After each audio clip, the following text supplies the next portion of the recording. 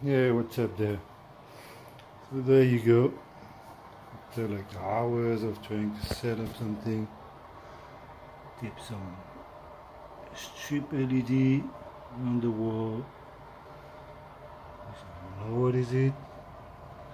With a cutting of lavender, rosemary, and lavender. Basil, rosemary, stevia, and some mint right here, but the mint kind of look tight. But, you see what happened. Made a little cloning station.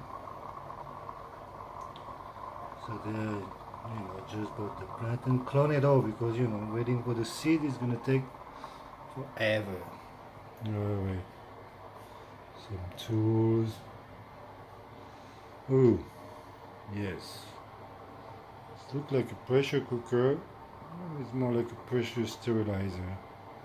That's going to be useful in my mushroom venture.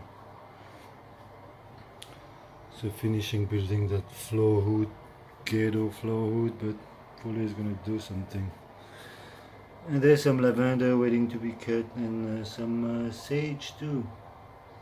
I'm just going to transplant it all to hydroponic. Aquaponic I would like to, but try to one at a time, okay? It's a lot to learn.